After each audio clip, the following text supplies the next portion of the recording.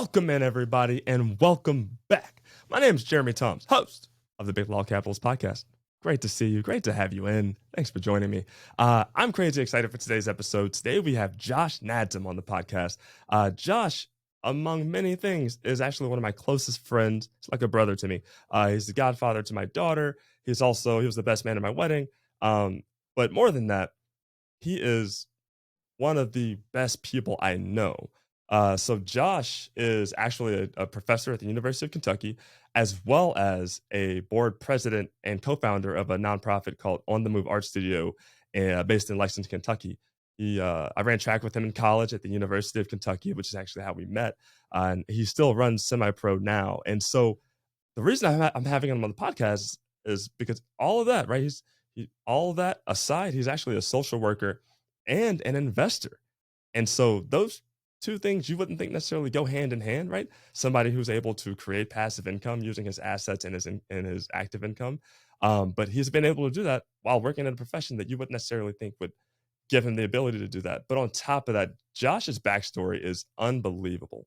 I've known him for years, and it is incredible that he's been able to create this sort of life for himself after growing up, coming from where he came from and growing up in the situation that he grew up in. And so I wanted to have him on the podcast for you all to hear his story and hear the values and the beliefs that he holds today based on what he had to go through and sort of the situation that he grew up in. So I think it's going to be incredibly beneficial. It's a great story. It's inspirational. It's sad, but it's also enlightening as far as like perspective. And so I wanted to have him on. I think you guys will get a lot of value out of this. I can't thank him enough for coming on and for sharing his insights on everything. Stick around until the very end of the episode. He drops absolute knowledge. There's some books that you really have to hear that he's telling us about. He wants you guys to check out because there's a lot of life lessons to learn in there. So without further ado, I want to bring in Josh. Let's go. All right, guys, we're in there. Josh, thanks so much for joining me, man. I really do appreciate it. Yeah, thanks so much for having me. I'm excited to be here. Absolutely, man. You're my guy. Yeah. You're truly my guy. And so I had to have you on the show because honestly, man, like your story, I remember when I first met you, your story is unbelievable. And I think when people hear it, and I think this has happened to you probably throughout life since you've sort of like, taken off, even at college and then after college, the fact that people hear your story and it's incredibly inspirational and motivational. But like, besides that, like you're a super motivated guy, you're a really driven guy. And I wanted people to kind of get an understanding of your mindset, not only when it comes to, investing, but more so like how you give back, why community is so important to you. And so I wanted to kind of dive in. But before we get anywhere, I just want to make sure people know you and know you as well as I do. Right. So like, tell us where you're from, a little bit about yourself, growing up and kind of where you are now. Yeah, sure. Yeah. Thanks so much. Josh Nadzam. I'm from the small town called Monaca near Pittsburgh. I own property there. What's that? I actually own some property there. I know it's all full circle. It's amazing. it's small town, 6,000 people. Grew up there first 18 years, and then came down to Kentucky to run track and field, where you and I met as teammates on the track team. And then once I was there, studied social work. So I got my undergrad degree and master's degree in social work. Everything kind of clicked for me where I wanted to really help people, especially because, as you alluded to, I grew up in a really rough environment. So for the first 18 years of my life, I was on the receiving end of the helping hand, and knew that like once I got out of that, I wanted to be the helping hand as much as I could to help people in similar situations like mine. Since then have just really dove into the fields of social work and community developments. I started my own nonprofit called On the Move Art Studio. It's a mobile art room that we take to low-income neighborhoods and have free arts classes for kids. And then outside of that, just lots of social work kind of stuff, community developments, small grassroots things, big grassroots things, anything I can do and we can do to move the needle a little bit is what I'm really passionate about. 100%, man. And I want to drill down a bit because you're right. You do so much right? Like so many different things. I think, I've known you for years, and like there's probably, I feel like 1,000 different initiatives you've had some hand in or started or, helped along the way. So like I do want to drill down a little bit on some of those. But before I dive into any of that, I think, diving in further to, where you grew up and your situation that you grew up in, I think lends its hand to, how you approach the financial landscape now, right? And Yeah. for yourself and I guess, also for your son and for your family. So I wanted to kind of dive in a bit on that. So you grew up in Monaca, but I know it was tough, right? And I think I was looking at an article recently. You've told me the story before, but I was looking at an article recently about you. And one of the stories you tell is I think it was a fight you got into at a basketball game when you were, I think, a teenager, and the conversation you had with your coach after that. So can you Mhm. dive in just a little bit into like, how it was growing up, and then also that particular situation? 'Cause I think that was sort of a watershed moment. Sure. Yeah. Yeah. It was very rough growing up. So grew up in Section 8 housing, um, in a rough area where there's lots of drug use and lots of crime and violence. And unfortunately, my family had lots of issues as well. So the first 18 years of my life were pretty chaotic. Not much stability, lots of things happening, lots of family members in and out of rehab, lots of family members in and out of psychiatric wards, lots of mental illness. My father was not making very good choices, and so did a lot of things that were abusive. One Mm. of actually the first phone call I ever made was when I was 5, and that's when he was choking my mother up against a wall. So it Oh, was like the wow. first phone call I ever made, and pretty much every year of my life was marked by some sort of like big tragedy. It's kind of how I remember, like, yeah, that's what happened at 5, and even Wow. my first memory at 3 was watching my grandfather fall off of our porch when he was drunk, because he was always drunk, and landed on his Mm. neck, and for the last 8 years of his life was paralyzed as a quadriplegic. So every year was something like that. By the time I was 18, my father actually attempted suicide 3 different times. And so, these kind of things just kind of kept happening. I Good think Lord. the Wow. impact of that was, as a kid, the only way I could interpret that was like, wow, I must be so insignificant as a child that my own father doesn't want to stay around to watch me grow. So lots of things like that just really kept happening one after another. Even when I was 17 and close to getting out, I was in a really bad car accident with one of my closest friends, JC Lansbury. The car we were in Mm. flipped 3 times, and he was killed.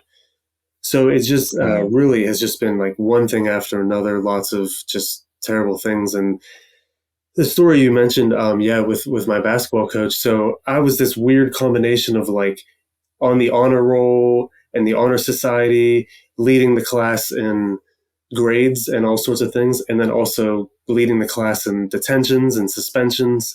I was our leading scorer on our basketball team, but I was also like Dennis Rodman when it came to behavior in terms of getting in fights.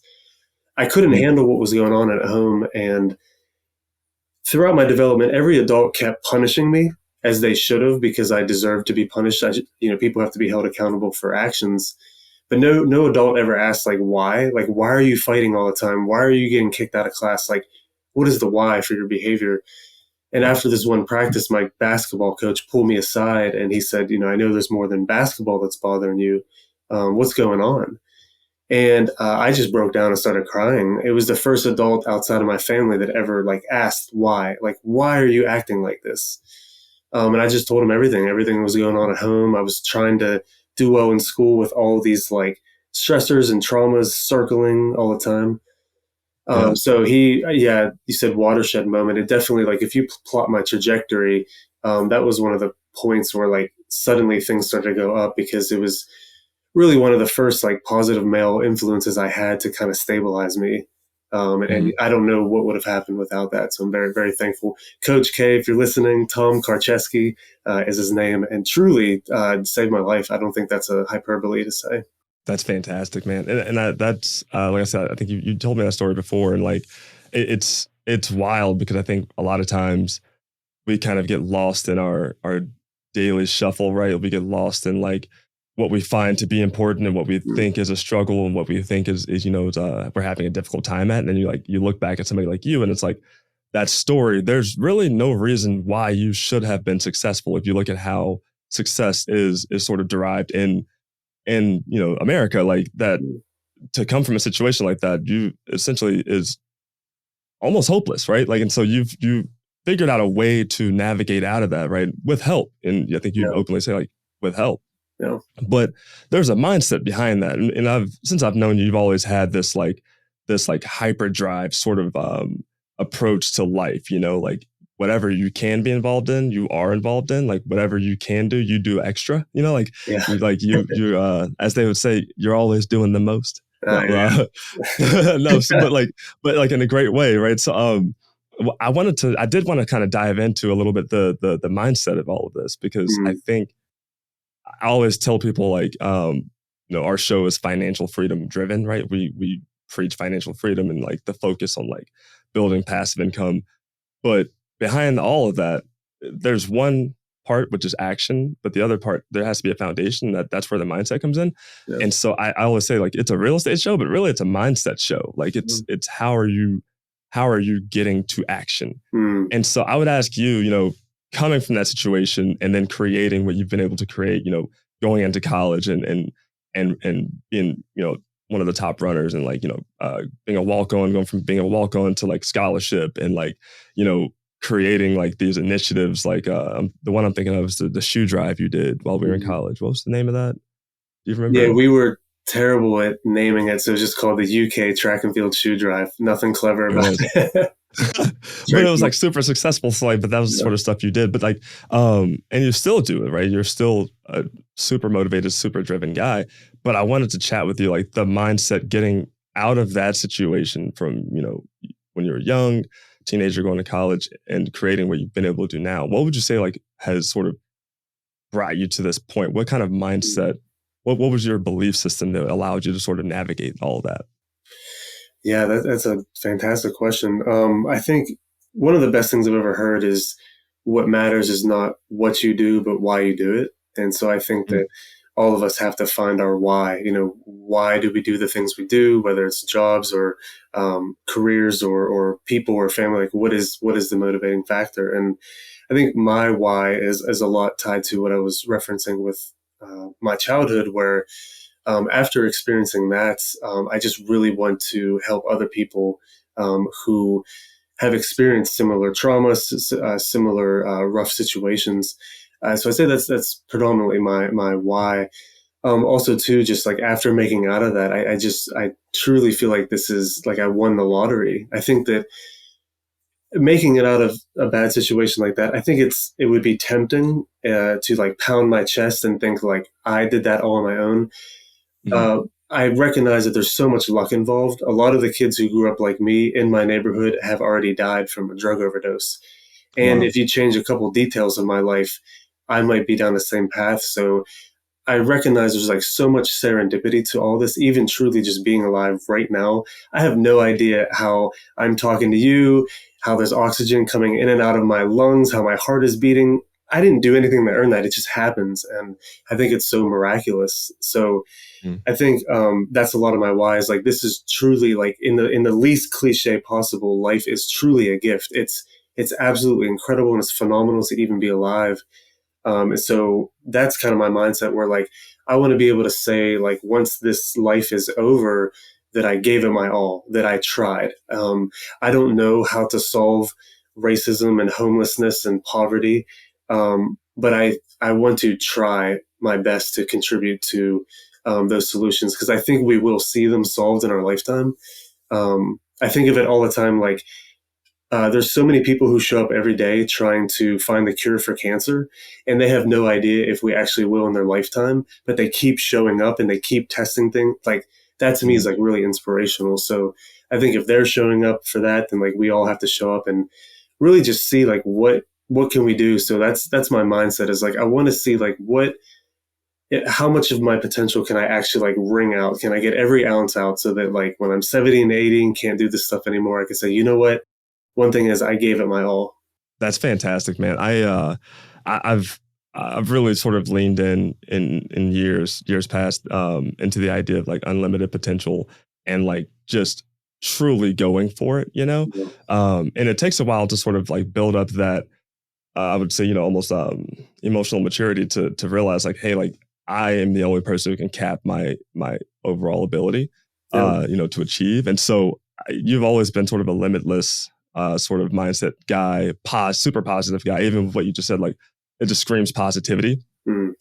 And it's funny. It's a good segue because you always say this to me. One particular quote that like I'm like, what, really? Just given like everything going on in the world, but you always say. We're living in the greatest time in human history. Yeah. And I'm like, wait, have you seen the news? Yeah. So like, I'd love to, because then you expound on it. I'd love for you to do the same here because I think people need to hear that perspective Yeah. because it sometimes it's hard to see outside of sort of the tunnel we build for ourselves. And so I think it'd be really cool to hear that perspective. So like, give us your reasoning as to like why this is the greatest time in human history. Yeah, absolutely. And then I also want to like, give a disclaimer that it's not like when I say that and believe it, it's not being oblivious to the problems. Mm-hmm. One thing I've always tried to figure out is like, is the stuff we're doing helping?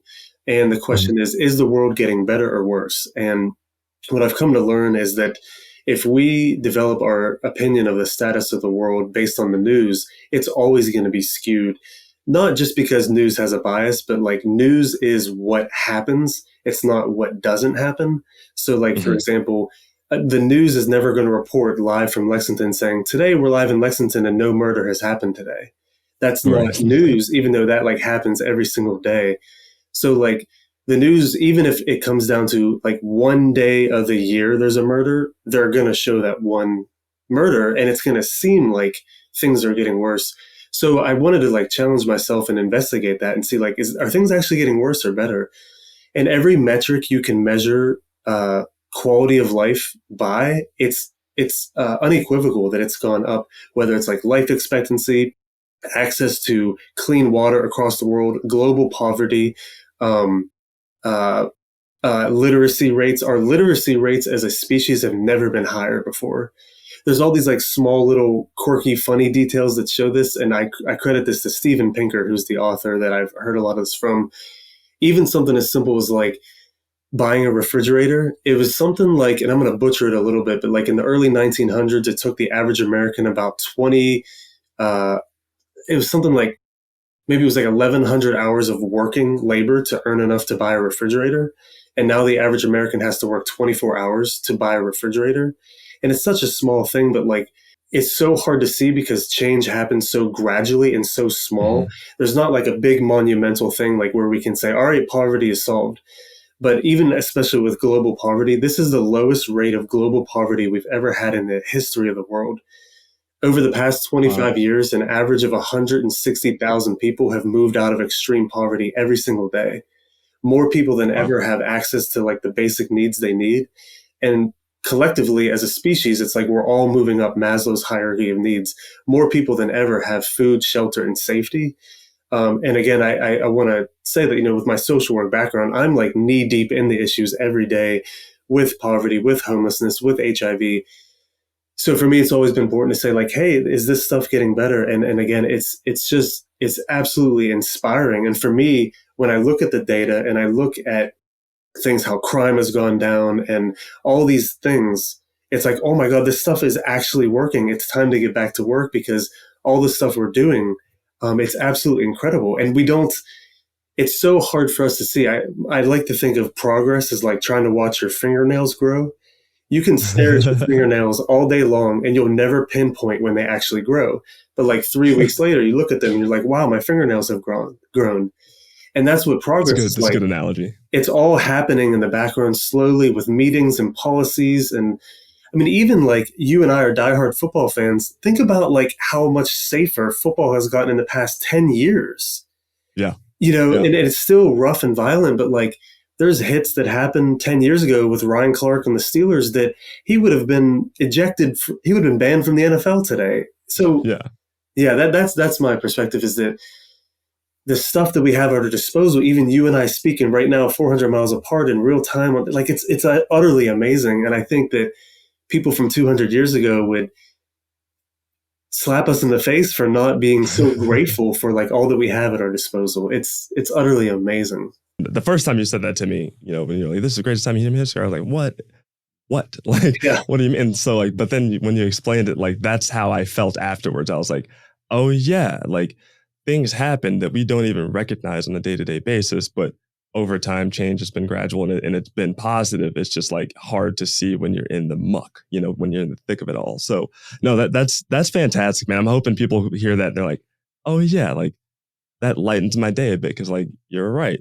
I don't think of it that way, because it's hard to kind of have that perspective when you're, inundated. We're in like the information era, right? Like we're just inundated constantly with information, a lot of which, it's news, and it happens to be negative because it's news. Like right now I can think of interest rates, that impacts my sector specifically, but I mean all of us, but like, real estate especially, just crushes a lot of chances to really, do deals and build wealth. But at the same time, like anything else, when you kind of step back and look at the positives of it, like, did it need to happen? Yeah, probably. Like, I mean, you can argue the fiscal policy, but it kind of needed to happen. Like, that's just how these things go. They go in cycles, and even in every cycle, there's positives and negatives, and like you have to also like, there's negatives, and if you read the news, the sort of fear mongering, like you're going to see the negatives, but like if you look and really do your homework, there are positives to it. So I love that. I love that perspective, man. I love your thought process. I've always enjoyed like, your thought process and stuff in our conversation. So I appreciate that, man. One note you made while you were going through that is you're a social worker. Mm-hmm. That's typically, and I'm diving into the investment section of like, of why I wanted to have you on the podcast. Cause like what I've always been impressed by with you is your ability to focus not only on the here and now, and impacting people now, but also like your future wealth, right? And when you think about social work, I mean, I didn't even think about it in reality, like it's not a highly paid profession, right? Like it's not, you guys, people aren't printing money to give to social work, which, in some ways is a travesty because of all the good that can be done by social workers. Yeah. But at the same time, man, you've sort of created your own little passive income empire, dude. Like, we don't have to dive into every corner of it, but you've been able to put your money to work in ways that people who make substantially more money than you haven't. Yeah. And I think that's a credit to you. But I wanted to chat with you about, like, for the people who haven't, those who have tons of money and those who don't have as much. I wanted to see if you had advice for those people who haven't necessarily taken action yet, but should or could, and sort of get, an understanding of like how you thought about it and like how you feel about it as far as like building passive income. Yeah, I appreciate it. And the empire, I would call it a tiny little anthill, but it's been, yeah. I mean, that's why, like, and again, I give a lot of credit to you because we're all kind of like in our areas of, I don't know what you call it, expertise or at least specialization. And, that's one of the really cool things about like, you do this and I do this. It's like both you and I are kind of focusing all of our energy in our areas. And then, I don't have like a lot of time or even like the knowledge to fully understand investments. So that's why like so much credit to you for like helping me through, because I trust you and you're like, yeah, this, that. So like that's been, giving credit where credit's due, like you helping me know like what any of this means or how to invest money and all that. So it's been fantastic. Absolutely, man. Happy Yeah, to do it. yeah, I appreciate it. Yeah, I think for anyone out there listening that's like similar to me, where like we are in the, I don't know, I guess I'm just like a middle class American. Yeah. Yeah, it's been really cool to see like, oh, you mean like I can invest too? Like I rather than, I'm very frugal. So sometimes I'll have some money left over in my savings and, talking with you, it's like, well, why just like leave that in your savings? Like let that money make money. And it's been very cool and exciting to see how like my small amount of money can just make money. I still don't fully understand it. It's amazing, but, and then like getting that money back. So like all I've done is what I would just call like, low risk investments where I'm like, I have a certain amount of extra money. Let me put it into certain things, and then get some return on it. And it's been fantastic. And so I think, a lot of it, again, just like circling back to my childhood, a lot of it was like, I'm very terrified of ever being poor again. So I'm very frugal. Basically, once I went to college, I tracked everything in like a spreadsheet and was very like meticulous with every dollar. So it's also like being in the social work profession, there's not a lot of extra cushion to like blow. So it's been, I can keep track of everything and be like, oh, now I have a little bit of cushion. Let me invest into things. Let me invest into things like new homes. Let me invest into one really cool thing is C Note, where you put money in for a certain amount of years, and then they give out loans to people of color and communities that are typically not able to get loans. And so it's almost like I've been fascinated by like social impact investing now, Hmm. where like you can invest with like a cause or something. And yeah, so for anybody listening who has very little information like I do, it's been a really cool journey, and it's really exciting. It's like, oh my god, like saving money for me has always been like exhilarating, and then having that money that I'm saved to like then make money is like, again, this is the greatest time ever. Like I can't, if this conversation was happening 300 years ago, the main thing we'd be talking about is like, hey, how are you going to get food for your family before the winter comes? Like our whole focus would have been on like food, shelter, and safety. Like, hey man, you better hunt a buffalo, because if you don't, your family's going to starve. And it's just, yeah, I think it's amazing. So I'm very thankful to be able to do this. And it's that's a good segue, because I actually, again, kind of do, and we always, for the audience, we are more prepared than people realize, right? So we actually do research a lot of our guests before they jump on. And so with you, Josh, I mean, there's 1,000 articles online, by the way, about you, about your upbringing, about like all the stuff you've done in the community. Like I would tell any guest I'm sorry, any listener who's listening currently, just Google Josh Nadzam. It is wild. Like you just run across the wildest parts of the internet. But no, so what's funny though is I actually came across a quote that you had in the online article, and I wanted to share it with you because it plays a lot into what you just said. So the quote was, paraphrasing here, you're raised by a single mom, and she worked inconsistent hours at miserable jobs and inconvenient times just to ensure that you could have food on the table and a roof over your head. Things got so bad that your mother had to save up money just to declare bankruptcy, which boggled my mind, the thought of that. Through her hard work and the assistance of various governmental programs, you guys were able to scrape by and claw your way through life. And my question to you was like, in what way, which I think you've now answered, like, did that sort of shape your mindset? Not only just from a frugality perspective, but also from a like, I need to build wealth perspective. I wanted to kind of chat with you about that. Yeah, I think a couple things from that. One is a little more like emotionally charged, where I think that my mother's example in that example is just so many of the examples of like what it's like to be poor. I've encountered a lot of lazy people, and I'd say most of them are not poor. I'd say most of the lazy people I've ever met are not poor. Very few, almost like a lazy poor person is essentially an oxymoron, because it takes so much work just to be poor. And Mm. so like from an emotional standpoint, that's always been my thing, is like, please don't judge people in poverty, because it takes so much work to be poor and so much work to work these minimum wage jobs and navigate the system.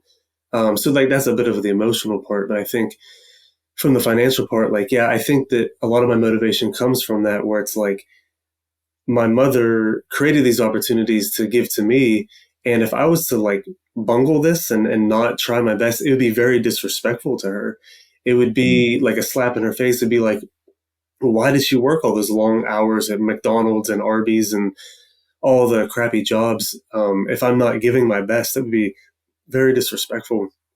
And so I think for me, that was a large part of it, is like, I think of it like, there's this saying where, you can make coal or excuse me, diamonds out of coal. So that's kind of how I think of it, as like, it's like my mother had this like little bag of coal, and then through her hard work, she turned to diamonds and then like gave to me. And then like my duty is to try to give that to the world in various ways. And so that's one of the ways I try is by trying really hard. But again, especially with that financial aspect you're talking about, it's like, it's saving up to declare bankruptcy is just such a conundrum, and I never ever want to like go back to that ever. And I also want to make sure that I can, if my mother needs it, I can help her. Mm. It feels awful to be poor, and so yeah, I never want that to happen again.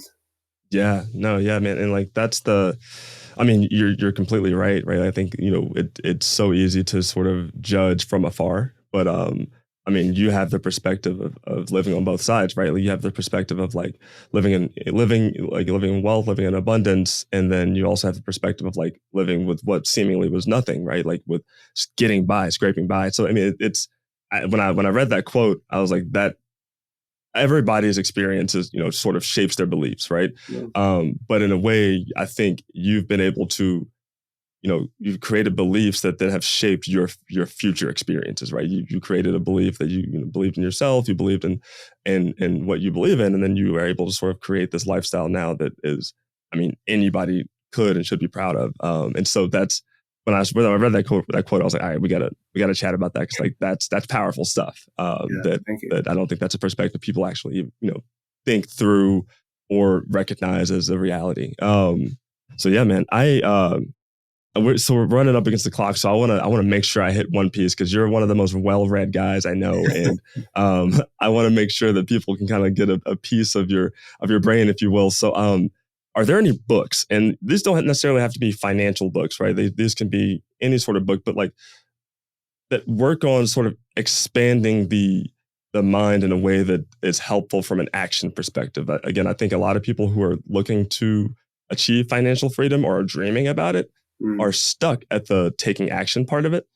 And so if you're thinking through, you know, books you've read, sort of different philosophies, different disciplines, and you're like, all right, you should read this. This might change the way you think and thus change your actions. What would you recommend for people? Just one or two, really can be one, but however many you want.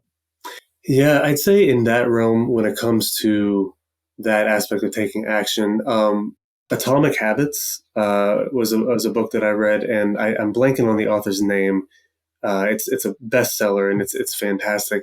Atomic Habits was really impactful for me.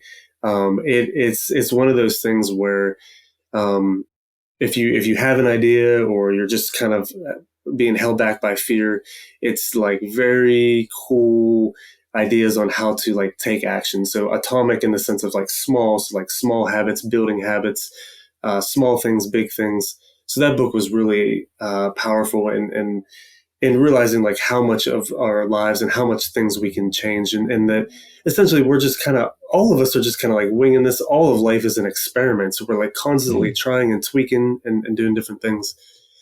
So I'd say Atomic Habits, and then for like just life in general, as you know, I'm a big Malcolm Gladwell fan, so any of his books, Tipping Points, Blink, um, Talking to Strangers, uh, Outliers, David and Goliath, all of those have been fantastic for me, especially just from a mindset where like one of the many things I've learned from Malcolm Gladwell is just like how curious he is about everything. And what I found Yeah. is like once you kind of understand how things work, there's not a lot to be mad at. And what I mean is like once you realize that like the way the systems behind things, there's not a lot to. So like an example would be like if you're at the restaurant and like you're really mad because the waitress is taking too long, but like once you learn all the inner workings behind it, it's like, oh well, yeah, of course it's going to be. It's like a matter of fact. It's a function of space and time and money.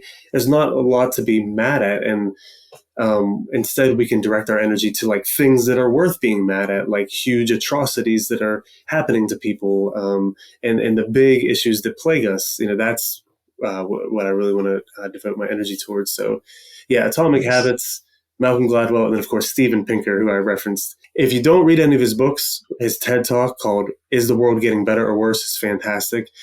Two of Mm. my favorite books by him are "Better Angels of Our Nature." It's amazing. What he does is he answers the question of like, why has violence declined since the dawn of time? So it's unequivocal that like since we were in the caves all the way to now, violence has gone down so much. And the question is why? So for example, like with my son, if this was 100 years ago, we would absolutely probably on the weekend, you would go to like a public execution of like a criminal. Right. Thousands of people would gather for like a public execution. That's what you did with kids. Even something like that within 2 generations, we would never ever think of. You would ever show. You wouldn't even dare show a kid a photo of that now. And so it's a really cool book on how that has all happened. And then his other book is called Enlightenment Now, and that's all about like all the numbers and the data that show how the world has gotten better. Even in the past 100 years, it's utterly amazing. So I love reading. Nice. I love that you love it, man. Yeah. But you're educating the people, dude. I appreciate it, man. Well, I first want to say thank you, man, so much. This is a pleasure. You're my guy. My brother. I do love you, man. So I appreciate you jumping on with me, and kind of sharing your perspectives. I think they're crazy important. They have a lot of value, and I think there's a lot to learn from them. And so I appreciate it. To the audience, please reach out to Josh, support his initiatives. He has plenty. Josh, let me give you a chance. Feel free to plug anything you have going on right now, as well as like any nonprofit stuff that you want to plug, just so that people know about it. Yeah, sure. Thanks, man. I appreciate it. The main one I'd say is On the Move Art Studio. So it's a nonprofit that you, Jeremy, have supported many times throughout its existence. We took a trailer and turned it into a mobile art room to take to underserved communities and have free arts classes for kids. So we launched in 2015, and we've served about 70,000 kids so far. So it's a nonprofit, and we try to be really good stewards of people's donations, and we put it to action. So On the Move Art Studio, it has a website, onthemoveartstudio.org, Instagram, Facebook, all that. Well, that would mean a lot. So yeah. Nice. Absolutely, man. Yeah. To the audience, please feel free to dive in on the Move Art Studio. It is an incredible initiative. It's something me and my wife both have been really proud to support for obvious reasons, not only Josh, but also the actual purpose behind it. And so, man, thank you so much to the audience. Thank you. As always, we really do appreciate you joining us. I will say goodbye for now. I'll catch you guys next week. All right, guys. Peace.